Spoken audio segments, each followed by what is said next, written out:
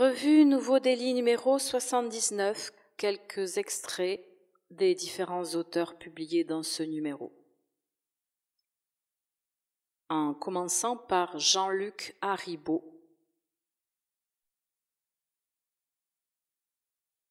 Nous pourrions être dansés par cela des fleurs, des pollens, des nébuleuses catastrophiques, où nulle lumière ne nous juge. Nous pourrions être chantés par l'herbe folle du creuset, où se mélangent le très bas et le très haut.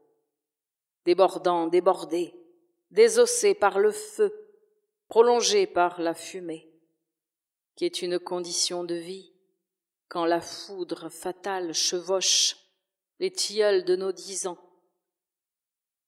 le destin de leur cime fragile, quand la mort dans sa rouille d'automne oublie de tourner sa roue aveugle. Quand l'orage déride les prairies, la blanche pierre qui retenait dans son cristal son histoire de sable et de songe, d'hommes dans la poussière, des grands troupeaux. Quand la pluie, jusqu'à nos sommeils ouverts, portefeuille familière, robe verte au manège des yeux conquis, quand le vent, jusqu'à nos éveils surpris, porte petits pas métaphysiques, palais marelles innocentes, tout cela que nos bouches répugnent à mâcher, que nos mains rationnelles repoussent, quand nos yeux mal appris préfèrent heures et minutes terreuses aux fenêtres des jours communs. Le diapason de la voix délivrant quelques harmonies inextricablement nouées à ce cœur, à l'histoire de ce cœur, qui n'en finit pas chaque nuit de déshabiller son enfance lointaine jusqu'au nu rêvé pur, étincelant comme l'iris de givre que j'ai vu mourir un soir dans la main brûlante de l'amour.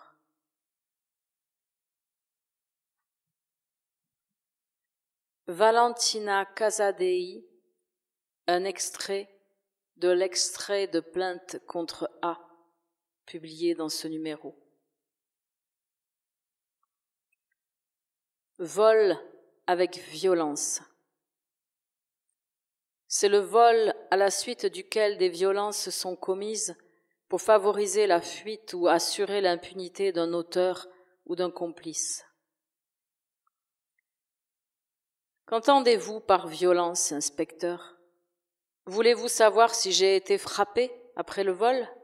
Non, pas du tout. Si j'ai été blessé après le vol ? Non. Si après le vol il m'a poussé au sol ? S'il m'a griffé ? S'il a craché sur mon visage comme le fait un vieil alcoolique sur le bord de la route ? S'il a essayé de m'étouffer sous un oreiller ? S'il m'a lancé des assiettes et des verres à la figure ? S'il a déchiré le rideau du salon pour attacher mes poignets ? Non, rien de tout cela. Il ne m'a jamais touché, pas même quand nous faisions l'amour. Il repoussait l'intimité, comme une tarentule venimeuse. Moi, pour lui, je n'étais qu'un corps sans âme, pour se vider en moi, pour se remplir de moi. Je lui étais utile. La veille, il me parlait d'une maison, de la place que nous aurions trouvée pour sa Suzuki, sa virilité pathétique et ostentatoire. Dans ce grand salon où nous aurions aménagé ensemble. Il volait ma pureté en échange d'un rêve, de ce rêve si grand qu'il m'a aveuglé. Et je n'ai pas vu la réalité. Le lendemain, il a supprimé mon numéro, tous mes profils bloqués, effacés comme si je n'avais jamais existé. Est-ce de la violence, inspecteur ? Utiliser les gens comme des laveuses à changer, utiliser les gens comme des chaussettes que l'on jette au premier trou ? Ce sont des gens qui ne savent pas raccommoder, inspecteur. Ce sont des gens violents.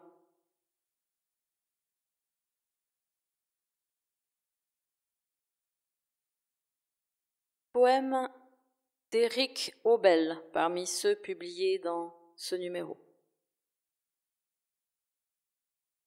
2 galets dans mes poches, 2 galets bien ronds, sculptés par la rivière depuis que le monde est monde.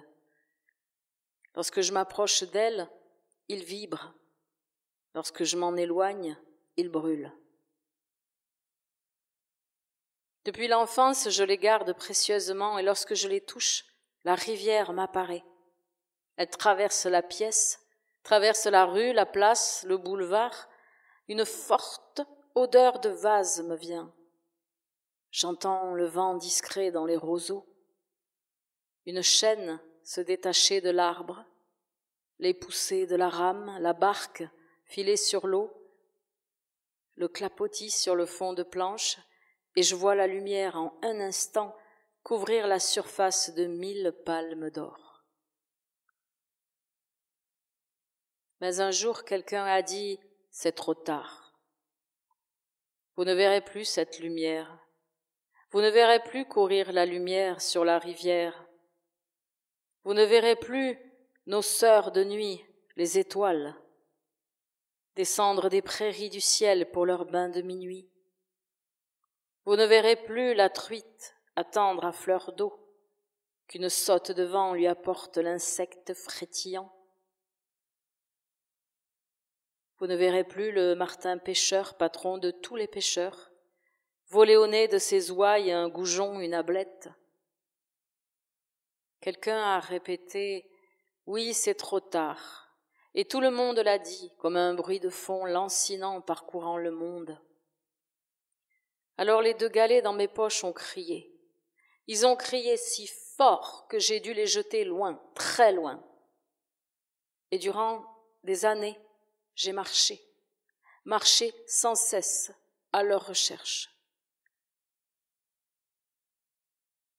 Un jour, alors que j'étais très vieux, je les ai enfin retrouvés.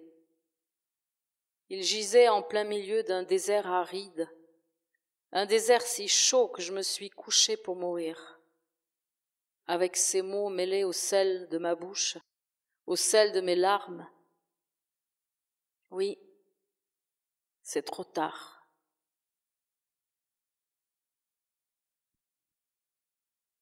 Un jour, tous les oiseaux du ciel sont morts.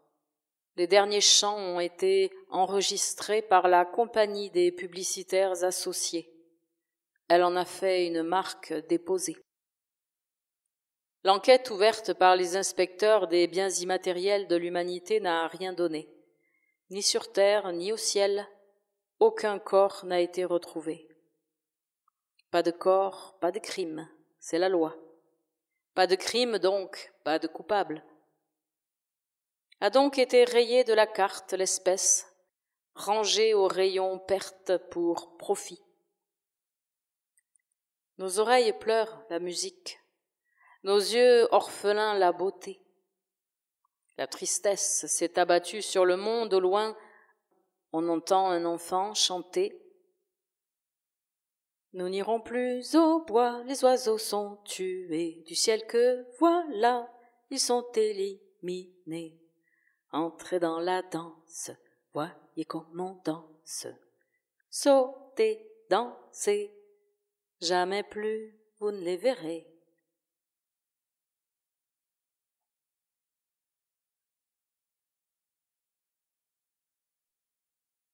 Jean-Christophe Bellevaux, extrait des extraits publiés dans ce numéro de L'imposture.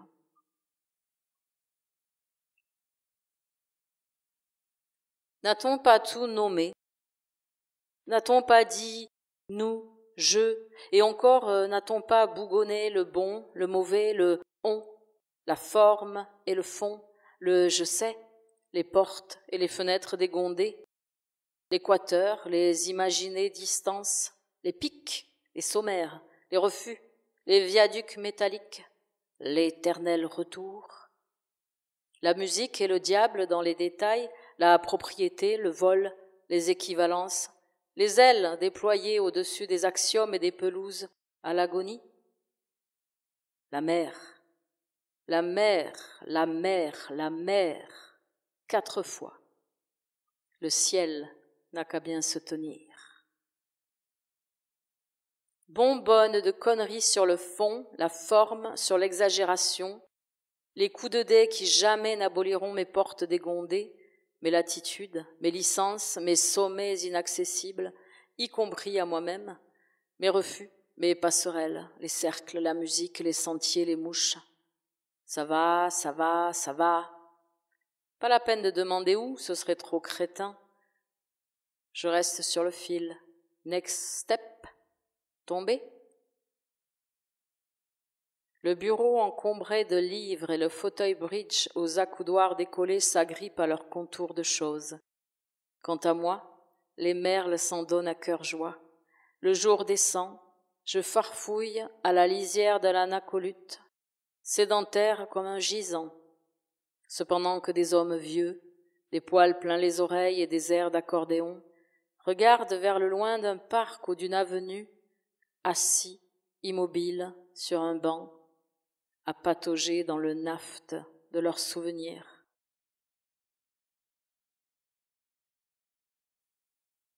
Deux poèmes parmi les poèmes publiés dans ce numéro. Emmanuel Geland. Anastomose. Jonction de 2 organes d'âme. La dérivation élargit son estuaire. Apparition médulaire d'un insolite gourmand. Réparation sophronique d'un être tortillard. Résection de sa tension boculo-buccable. Ligature des culots globulaires. Hypertension du système libère de ses choix. Anastomose, Anastasia, racine collée. Relation latérale trachée ponctuation. Intervention hémorragique de l'arbre pivotant. Hip, otorhinocave de ses fous rires perçants. Débouchage de la reine radiale du houppier, endoprothèse de sa couronne. Tige lumineuse de l'anastomie droite biliaire, ligature d'une jonction porte-sève, résection d'une reprise du tronc bosselé, porte-aux-portes blindée du tronc deltéisé, digestiné pré-globulaire de nos duramen, amont-après de la veine radicelle de sa prégnance, vaisseau extravagant de sa compressité, greffon ligné de sa tige échancrée, broussin de recommencement, veine porte de la sortie du fleuve de nos entrances.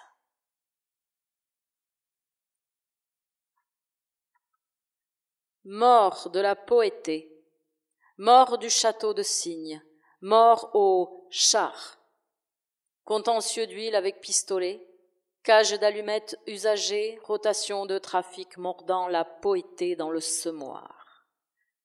Chariot élévateur des notations de lait accidenté, mélangeur d'irritation de pommes tendues, mort de la poétée dans le chargeur automoteur, dans le chariot de l'embouchure de la marée, mort la potée de la station éclectique, plastique botte étroite de verre à souder, poétée dans le chargeur à galette électrogène, épave de balles tamiseuse à calibre, mort à la poétée de la chandeleur, forte chaleur d'engrais désappointés, décompresseur électrique en double danse, mort du chanteur volumineux sur le chariot.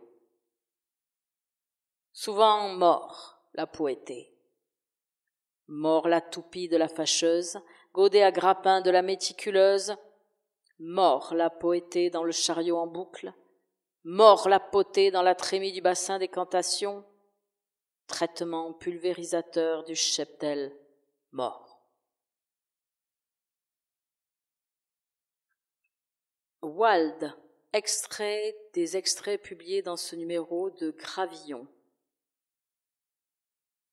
Chronique rosse, présence louche, haleine de givre, défonce, vague de béton, j'encaisse la noirceur, gavé d'embrouille, méli-mélo plein la lampe. Très lentes intentions, penchées au bord, brume, confetti, notre myopie, mot martyrisé, un air dessoudé, tout se passe là.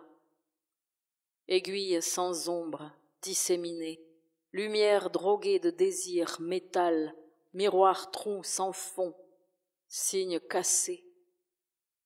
Quelque chose vire violet, seulement quelques années de vagues, pour vivre, si possible, n'est-ce pas? Accordez-moi d'autres centaines de jours de malédiction en pagaille. Allumez l'imagination trébuchante, scellez sur du friable ou renoncez. Si instable tapageur, souffle de bastringue, cri ruiné, météore d'impossible dans l'impermanence.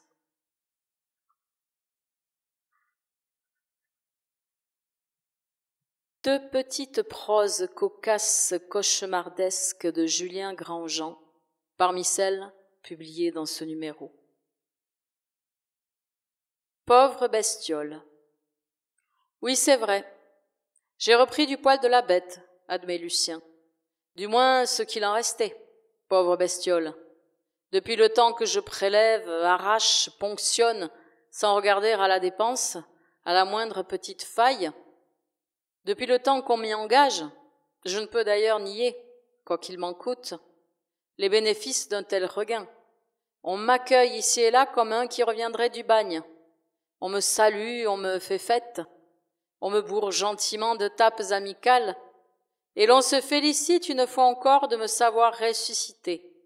Oui, concédai-je du bout des lèvres, oui, j'en ai repris.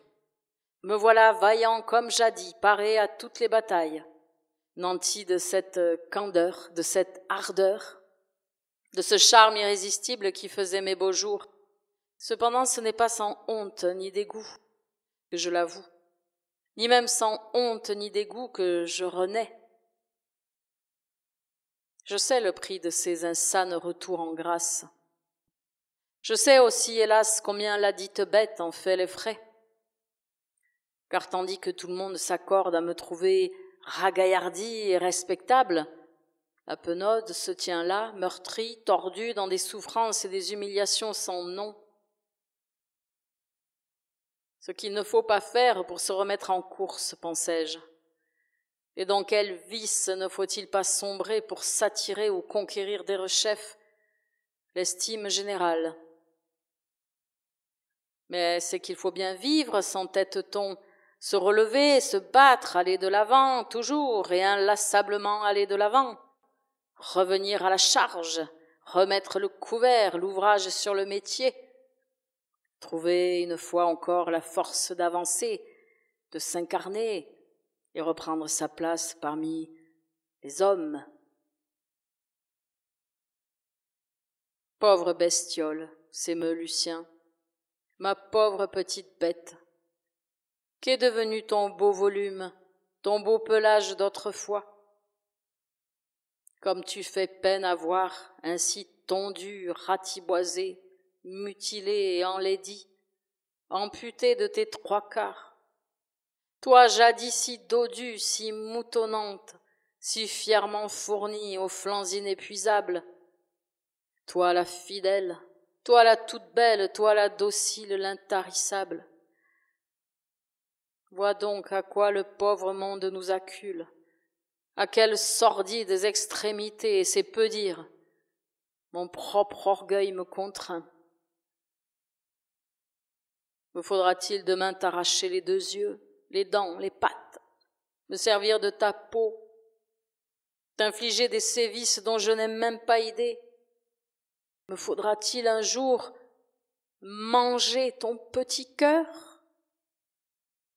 Un reliquat de force, admet Lucien, un surplus d'énergie pour avancer, pour continuer, une toute petite bouchée afin de ne pas faillir, de ne pas sombrer, afin de pousser un peu plus loin. Histoire du soir. Personne ne va venir te raconter d'histoires, Jave, ni t'endormir avec des contes, ni te bercer de bonnes paroles, encore moins passer une main sur ton front pâle. Tu vas devoir te débrouiller tout seul avec ta nuit, Jave, sans alliés, sans passeurs, sans témoins, sans compagnie. Te coltiner ta nuit de fond en comble, Jave, descendre au fond de ton angoisse et traverser ce bloc de nuit et de silence, cette immobilité compacte qui menace à chaque instant de voler en éclats. Te voilà nu et sans défense, cible de tous les loups rôdant dans tous les bois, de toutes les goules tapies dans toutes les ombres, Jave. Personne n'a pu se déplacer pour venir jusqu'à toi. Ils se sont égarés, Jave. Ils sont eux-mêmes perdus et luttent, pied à pied contre leur propre peur, Jave. Ils cherchent leur chemin dans la nuit noire, Jave. Ils implorent un secours qui ne viendra pas. Ne cultive aucun espoir, Jave. Je t'en supplie, petit, ne t'en va pas tirer de plan sur la comète. Tes cris, ni tes lamentations n'échangeront rien. Personne n'arrivera plus cette nuit auprès de toi. Comme par magie, par enchantement, tes vœux ardents, ni tes prières n'y pourront rien, Jave. Ton désir fou d'une présence, d'une délivrance, d'un soutien, il te faudra le ravaler. Tu vas devoir creuser ta nuit, Jave. Personne ne va venir te tirer du naufrage, petit. Personne ne viendra plus te délivrer de cette nuit sans fond, au fin fond de laquelle tu dois couler. Admets, petit, renonce. Regarde autour de toi. Nulle branche à laquelle se raccrocher, nulle perche, nulle bouée à saisir, nulle étoile à fixer, Jave. Nulle consolation, petit, quand tu auras touché, hébété le fond de ton impuissance, abruti par tant de solitude, de manque, d'amertume et de malheur creusés, quand tu auras brûlé toutes tes réserves, lorsque tu n'attendras plus rien, Jave. Je réajusterai délicatement ta couverture, et je passerai 2 doigts sur ton front pâle, Jave. Je poserai un baiser sur tes yeux clos, Jave, et puis je m'en irai, tout doux, sur la pointe des pieds, afin de ne pas te réveiller. Louise Brun, extrait de Métal, fréquence chair, publié en intégralité dans ce numéro. Seuls les mots peuvent exprimer quelque chose de ce qu'il se passe et qui ne se voit pas. Je lance les mots contre le métal parfois. Je les projette et les jetterais même volontiers si je pouvais. Mais les mots n'existent pas vraiment. Ils ne sont en tout cas pas des objets que l'on peut lancer. Il faut les façonner, il faut les apprivoiser. Il faut les travailler au corps, au cœur, pour qu'ils nous offrent tout ce qu'ils ont à offrir. Leur chair, qui s'ouvre comme des fruits et nous donne à écrire, et nous donne à les lire, pour que le cri devienne autre chose que les sons qui résonnent à perte de vue et nous entraînent au plus profond de l'angoisse métal, et qui résonne à l'infini, et nous travaille nous-mêmes au corps, nous transforme peut-être. Je, ne, barré, hurle, pas, barré. Elle le répète encore, je, ne, barré, hurle, pas, barré. Elle le répète exactement comme si cela n'existait pas. Seul le métal donne corps, mais blesse, et me brûle constamment à la blessure qui ne dit pas son nom, ou qui refuse de dire son nom et se dérobe sans cesse à tout ce qui m'habite et que je n'habite parfois pas, à tout ce qui me rejette hors de la blessure, mais hors de moi, ou à l'intérieur. Les mots comme chercher à être et redessiner l'espace habitable. Poser la main sur l'espace métal, chercher à dire. Puis l'ombre de la blessure et la rouille. Le sang a peut-être coulé, mais le crime est invisible. La peau, pourtant, est devenue métal.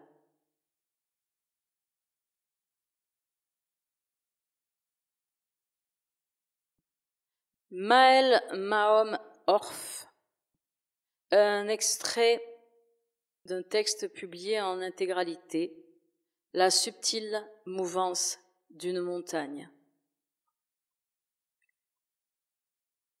C'est le sens de ce que m'avait partagé un ami à propos d'un enseignement tibétain. Le maître incite l'élève à conceptualiser le grand mandala de la vie qui tiendrait compte de tous les aspects du monde en les géométrisant. Puis raffiner sans cesse sa vision, ouvrir des nouvelles branches au mandala pour tout y inclure, toutes les symétries de l'existence humaine. Enfin, le maître dit à l'élève « Bravo, tu as développé une vision juste du monde. Maintenant, efface tout ça, car ce n'est qu'une illusion. » Vertige au néant. Tremble la main qui soupèse la montagne. Trop de violence minérale, de feu tectonique, d'ongles dans la roche. La durée et l'espace troublent le focus. Il faut ajuster la taille du pied pour savoir si c'est une butte ou une montagne, un arbuste ou un arbre. Les références perdues, le vertige des perspectives démesurées, l'étourdissante incertitude est jouissive. Les drogues servent de fuite à la rationalité pour retrouver au quotidien cette déstabilisation dans l'hypercalculation de la civilisation. Les concepts tranchent dans le réel des cubes à l'usage de la pensée. On peut les empiler sans difficulté, et si quelque chose dépasse, il faut les quarir, ou bien on rebrasse les cubes de telle sorte que le côté rugueux tourne sa face vers le vide, qu'on l'oublie pour une époque. Flanc de falaise de l'impensé. Le ciel, lui, est indifférent. Montagne, les concepts arrêtent la fluidité de ce qui semble statique. Je préfère voir le puissant mouvement des plaques tectoniques, tout ensemble processus et résultats, visibles à ses strates. Oh, les frictions audibles, les mots bien colères, la démesure du monstre minéral et son sang en feu. Sa fine végétation en frissonne encore. Forêt, pour un citadin, qu'est-ce que ça veut dire? Décor d'un verre relativement uni, spectacle, miroir de son bien-être. Sous le quié des lieux qui lui apparaît, des animaux s'entretuent, et pour les gens qui y vivent, forêt se décline en multiples sous-réalités, avec tout ce que ça peut donner pour leur survie. Là, un arbre échange de l'information par ses racines. De son tronc bien trapu, on voit que c'est le plus grand intellectuel de ce flanc. Voilà, c'est tout pour ce numéro 79. Si vous voulez lire le reste, il faut commander un numéro ou s'abonner. Les informations sont dans la description de la vidéo. Et le prochain numéro, le numéro 80, sortira au mois de janvier. Merci pour l'écoute.